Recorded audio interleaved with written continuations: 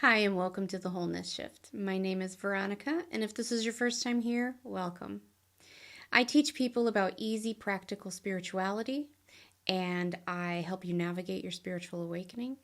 So if these things interest you, please hit the subscribe button below because I wouldn't want you to miss out on anything good. And share it with someone if you think they would benefit from it as well. This is part of the protection series I'm making, and I will link to that playlist below if you want more information or want some other videos on that topic. And any of the ingredients I use today, if I'm able to link them, I will have the links in the description. Also, if you want a free downloadable list of all of the ingredients that can be used in this type of work and what they're used for or their meanings, I have that for free over in the shop on my website. You can download that for free, and I will link to that below as well. Just to refresh our memories, a ward is defined as an energetic barrier that is meant to protect a person, place, thing, or object from negative or unwanted energies or harm or entities.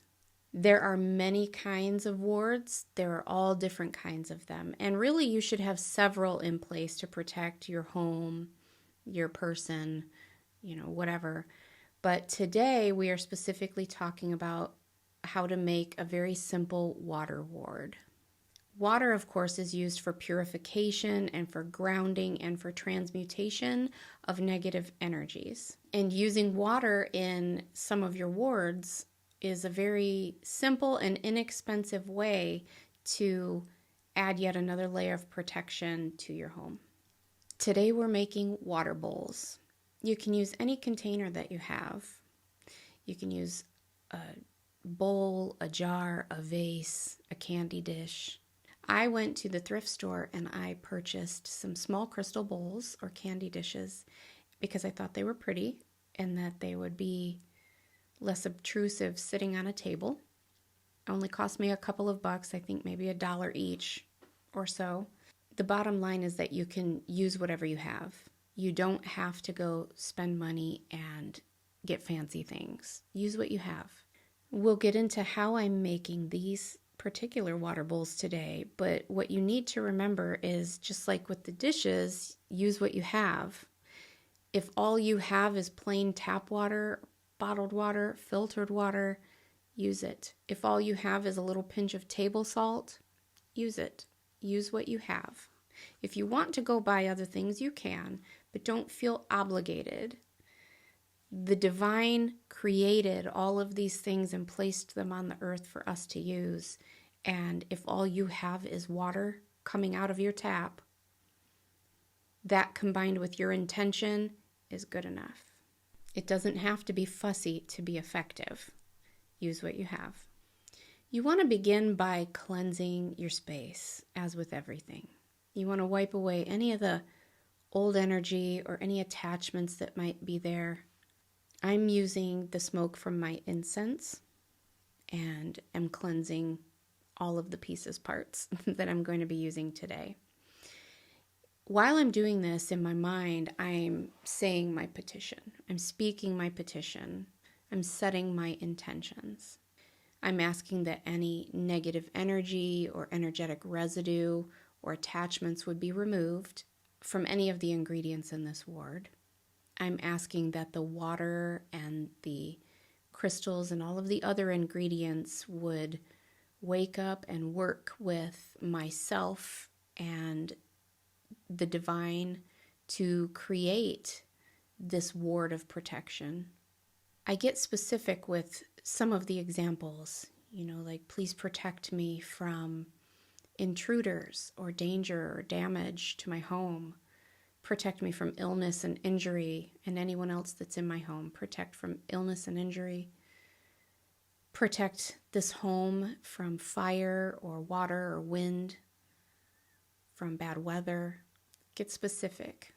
I also set the intention that any and all negative intentions, ill wishes, evil eye would be transmuted into something better, some money deposited into my bank account, perhaps.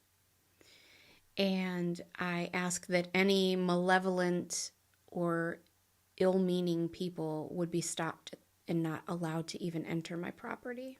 So I'm saying all of these things with my heart in it. I'm meaning these things as I say them. I'm putting my petition out to the universe and asking for these ingredients and all of the divine powers that be would co-create this protection with me. I'm also instructing each ingredient as to what I want it to do. You do this with every other working you ever do as well. Wake those ingredients up and tell it what you want it to do. And thank it. Thank you for helping to keep me safe. Thank you for bringing peace to my home. Tell it what you want it to do and be grateful for it. You should also get down close and speak your petition into those bowls. You want to infuse it with your breath, with your energy, with your personality. You can also lick your finger and swipe the inside of the bowl. Get your DNA in there. Make it personal to you and your energy and your home. It just potentiates the power. For these specific bowls, I am using moon water that I charged a few full moons ago. I'm using moon water, and I'm also putting a splash of Florida water. If it's a season where you're making simmer pots, you can always use the water from your simmer pot in these. But as I said earlier, if all you have is tap water, use it. Don't let that stop you. It's really all about the intention that you're putting into it and speaking into it. But the power, if you have other types of waters, the power of those waters and the ingredients and intentions that were put into them when they were made can help put power behind what's already going on. It's like adding power boosters to it. Now, I am placing a piece of black tourmaline in the center of each bowl. And I did clean and wash these when I purchased them. I'm just storing them in this box. So if you just buy them, make sure you cleanse them and wash them and charge them and all the things. So I'm just putting one of these in each bowl. Typically for protection, you can use any black crystal, any black stone like obsidian or tourmaline. Now, obsidian is the more shiny one. And that's how I remember its purpose, because obsidian tends to return to sender.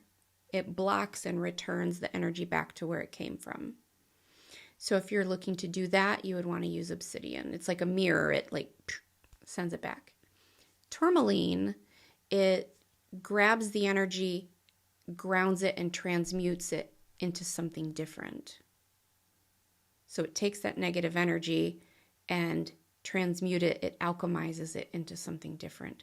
So I want it to grab the energy, transmute it, and put that towards energetic money in my bank account. So if I start getting unexpected deposits in my bank account, I know my ward has probably been hit. You could ask it for increased love and light, increased beauty, increased charm and magnetism when someone thinks about you. You could ask it for deposits into your bank account, whatever you choose.